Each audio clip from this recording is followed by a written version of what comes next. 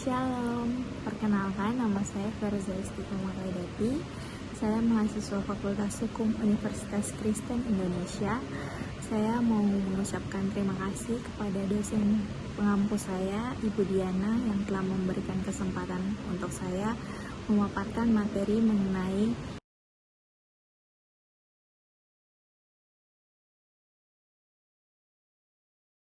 Nah, sebelum kita masuk lebih lanjut, yuk kita ketahui pengertian deposito terlebih dahulu. Deposito dalam istilah keuangan sendiri adalah uang yang disimpan di bank dalam waktu yang sudah disepakati antara nasabah dan pihak bank sebagai pemegang otoritas. Deposito adalah produk simpanan bank dengan bunga di atas tabungan dan boleh diambil setelah jangka waktu tertentu. Berdasarkan definisi itu, tentu saja deposito lebih menguntungkan dari sisi bunga, walau ada penarikan dananya berdasarkan waktu tertentu. Teman-teman, ternyata ada konsekuensi tersendiri saat pencairan deposito sebelum tanggal jatuh tempo.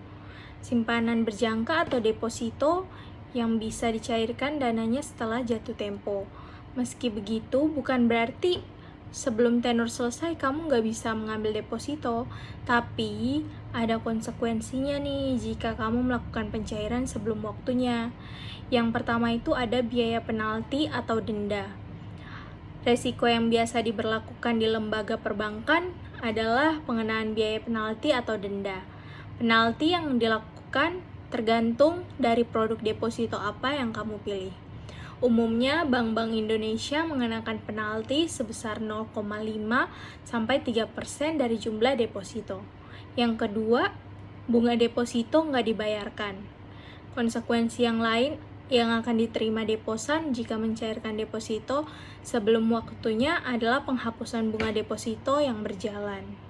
Penghapusan bunga deposito ini biasanya disepakati saat membuat rekening deposito. Jadi wajar saja jika kemudian kamu nggak dapat bunga deposito. Bunga deposito yang tinggi tentunya ya, seperti yang dijanjikan sebelumnya.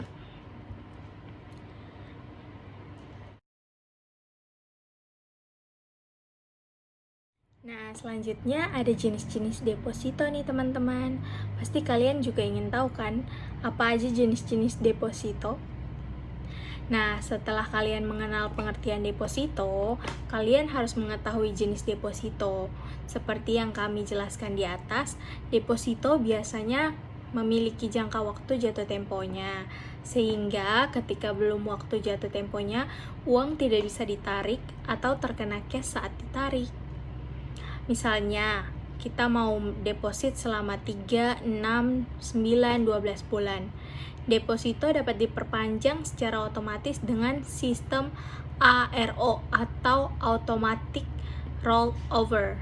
Deposito ini biasanya memiliki 3 jenis, yaitu deposito berjangka, deposito on call, dan sertifikat deposito. Yang pertama, aku mau ngebahas tentang deposito berjangka. Apa sih Kak deposito berjangka itu?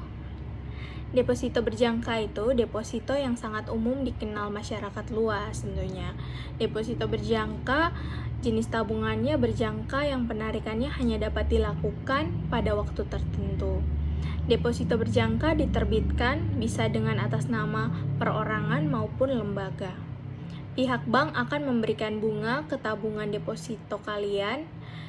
Tingkat bunga yang ditawarkan oleh bank lebih tinggi dibandingkan dengan tabungan biasa. Namun, deposito berjangka ini mengharuskan kita untuk menyimpan uang pada waktu tertentu. Uang yang disimpan hanya bisa diambil ketika jatuh tempo oleh pihak yang tertera pada biljetnya. Yang kedua, ada deposito on call, yaitu tabungan berjangka dengan waktu penyimpanan yang relatif singkat, minimal 7 hari dan paling lama hanya kurang 1 bulan.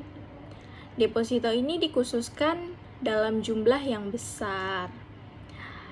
Yang terakhir ada sertifikat deposito. Sertifikat deposito merupakan sertifikat yang tidak mengacu pada nama seseorang atau lembaga tertentu, sehingga dapat dipindah tangankan dan sangat mungkin untuk diperjualbelikan juga.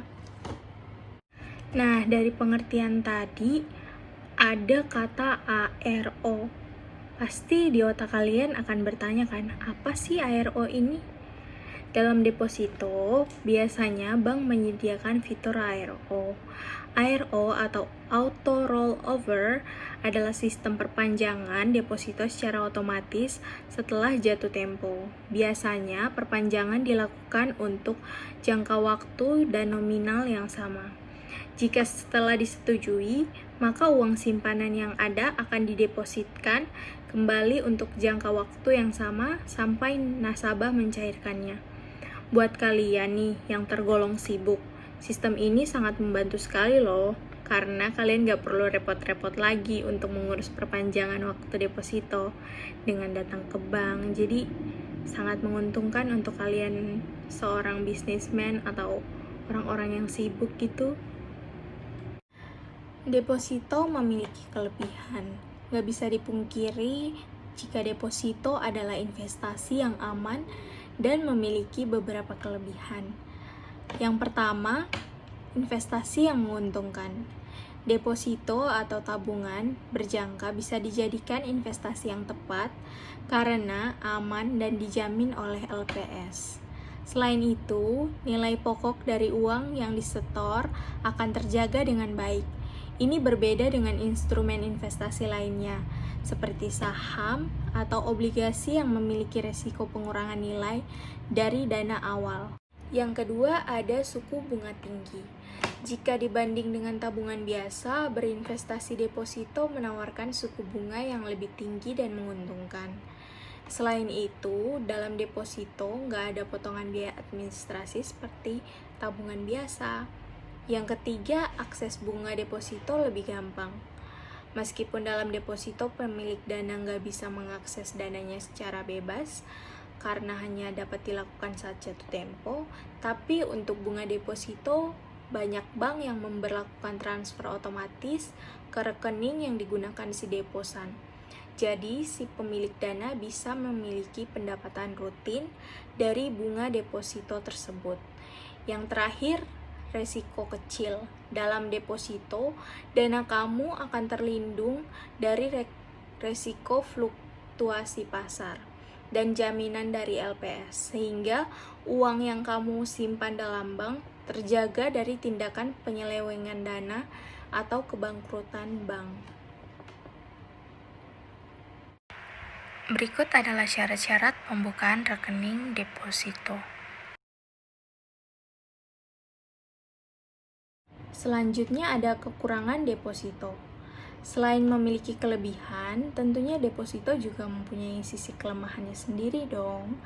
Nah, sisi kelemahan deposito itu apa aja sih? Yang pertama, hasil imbal rendah. Sebagai instrumen investasi, deposito merupakan jenis investasi yang aman. Tapi, hal itu berpengaruh juga pada imbal hasil yang diberikan tergolong rendah dibanding produk investasi lain seperti saham atau obligasi. Yang kedua, mudah terpengaruh inflasi.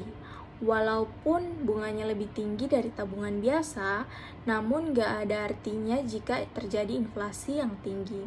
Seperti inflasi yang pernah dialami di Indonesia tahun 2013, yang mencapai nilai 5,9%.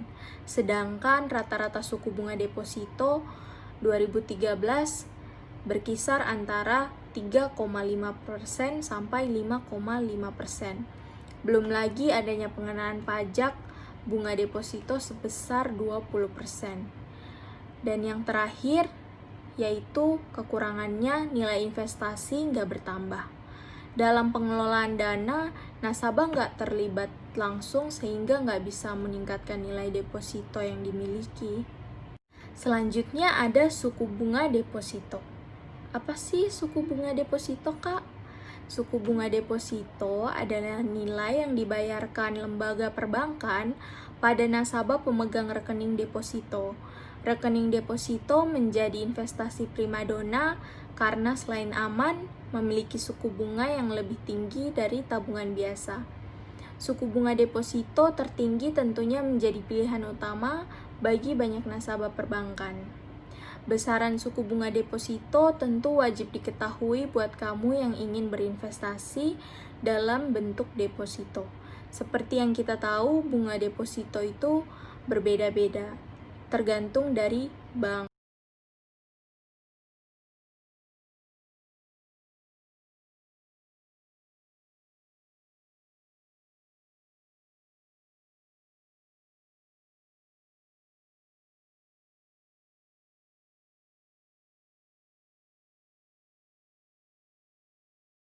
Pihak bank menawarkan suku bunga deposito tertinggi yang kompetitif demi menarik minat banyak nasabah. Perlu dipahami juga kalau besaran suku bunga deposito disesuaikan dengan besaran suku bunga acuan Bank Indonesia atau BI. Yang terakhir ada pajak deposito. Dalam aturan penghasilan atau PPh, bunga deposito adalah objek pajak, sehingga dikenakan pajak sebesar 20%. Nilai potongan tersebut hanya berlaku untuk deposito di atas 7,5 juta. Sedangkan jika di bawah angka tersebut nggak dikenai pajak PPh. Nah, dengan kata lain, kamu nggak akan dapat nilai yang utuh karena sudah terpotong pajak. Kamu bisa memperkirakan besaran pajak bunga yang dikenakan dari kalkulator yang disediakan oleh berbagai aplikasi. Sekian pemaparan materi saya. Terima kasih, jangan lupa di-subscribe ya.